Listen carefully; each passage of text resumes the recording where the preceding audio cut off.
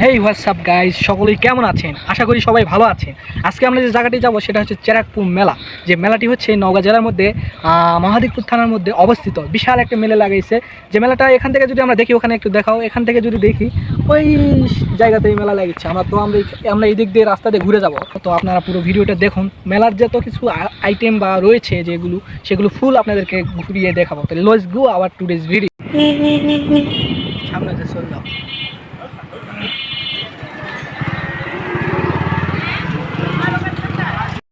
চেরাকপুর মেলা রাজশাহী বিভাগ, নওগাঁ জেলা, মহাদেবপুর থানার মধ্যে অবস্থিত সেই প্রাচীনকালের একটি মেলা, যেটি প্রতি বছর একবার হয়ে থাকে। মেলাতে ঘুরতে আসেন বিভিন্ন জায়গা থেকে বিভিন্ন পর্যটকরা, এবং মেলাটি অনেক প্রাচীন হওয়ায় সেই মেলাতে অনেক মানুষজন ভিড় করে থাকে। মেলাটা মূলত ওখানকার কমিটির লোকরা দ্বারাই পরিচালিত হয়ে থাকে। মেলাটা অনেক প্রাচীন হওয়া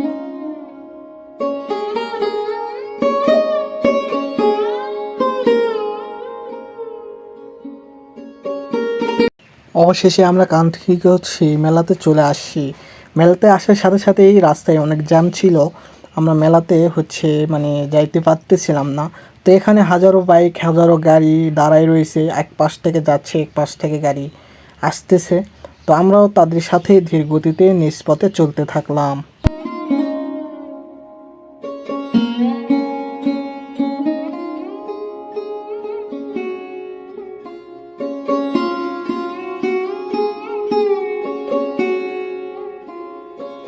তো অবশেষে সেই মেলাতে চলে আসছি। সামনে হচ্ছে মেলা। তো এটা হচ্ছে মেলার সামনে যে মোড় আছে, এটা হচ্ছে একটা মোড়। তো এই মোড়ে এখানে মেলা মূলত লেগেছে। তো সেই মেলাতে ঢুকবো এবং আপনাদেরকে সব কিছু ঘুরিয়ে দেখাবো। তো আমার ভিডিওটার সাথেই থাকুন। তো মেলাটা উপভোগ করুন আপনারা।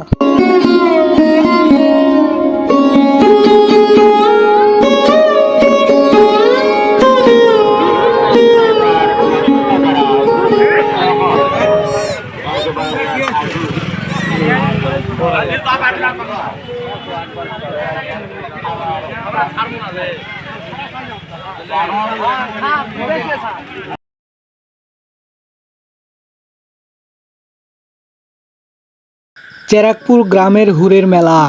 গ্রামে যারা বড় হয়েছেন তাদের কাছে গ্রামের মেলা অপরিচিত নয়। আগে ছোট বড় সব গ্রামেই সারা বছর বেশ কয়েকটা মেলা হতো। এখন অবশ্য আগের মতো হয় না। আমাদের গ্রামে আগে বছরে দুটি মেলা হতো, একটা বৈশাখ মাসে আরেকটি পৌষ মাসে। গ্রামের বিনোদন খুব বেশি অবস্থা না থাকায় তারা সারা বছর এই মেলার জন্য অপেক্ষা করত। গ্রামে ছেলে বুড়ো সবার কাছে মেলা একটি বড় আনন্দের উপলক্ষ। বৈশাখের মেলার সাথে থাকে হালখাতার বাড়তি আনন্দ। মেলার সবচেয়ে বড় আনন্দটা উপভোগ করত ছোটরা।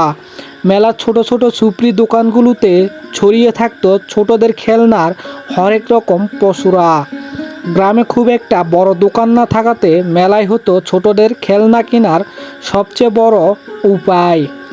কি খেলনা ছিল না সেই দোকানে!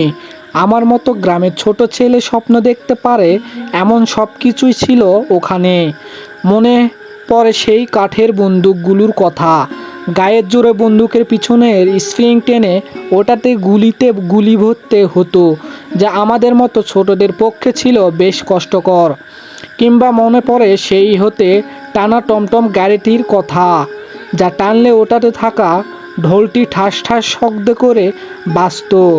খুব বাচ্চাই ছিল যারা মেলা থেকে যাওয়ার সময় এই গাড়িকে একটা করে না নিয়ে যেতে, এর শব্দে সারা মেলা মুখর থাকতো। মনে আসে একটা লঞ্চ কেনার কথা। লঞ্চ কেনার জন্য মেলায় গিয়ে কান্না জুড়ে দিয়েছিলাম। টিনের তৈরি যে লঞ্চের ভিতরে একটু আগুন ধরিয়ে পানিতে ছেড়ে দিলে ভটভট করে চলতো, যা ছিল আমাদের কাছে খুব বিস্ময়ের ব্যাপার। আরও পাওয়া যেত বাঁশ ও কাঠের তৈরি হাজারো জিনিস। সেই মেলার সবচেয়ে আনন্দের জিনিস ছিল নাগরদোলা। যে সেই নাগরদোলায় চড়ত সে মনে করতো পুরো দুনিয়া তার দেখা হয়ে গিয়েছে। আগে তো আর বর্তমানের মতো উঁচু দালান ছিল না, আর ছিল হরেক রকমের মিষ্টি। সবচেয়ে মজা চিনির ছাঁচ, হাতি, ঘোড়া, নৌকা, আরও কত কিছু ছিল চিনির তৈরি। আমরা কখনোই পুরো হাতি বা ঘোড়াটি খেতাম না, মজা শেষ হয়ে যাবে বলে। অনেক মেলার শেষ দিনে যাত্রাপালার মতো আয়োজন। এখন আগের মতো মেলার সেই মজা নেই, সেই গ্রাম নেই। আগে যেখানে হাতের তৈরি পণ্য ছিল মেলার প্রাণ, এখন সব কৃত্রিম হয়ে গিয়েছে। খাঁটি পণ্য আর পাওয়া যায় না। আধুনিক সব খেলনার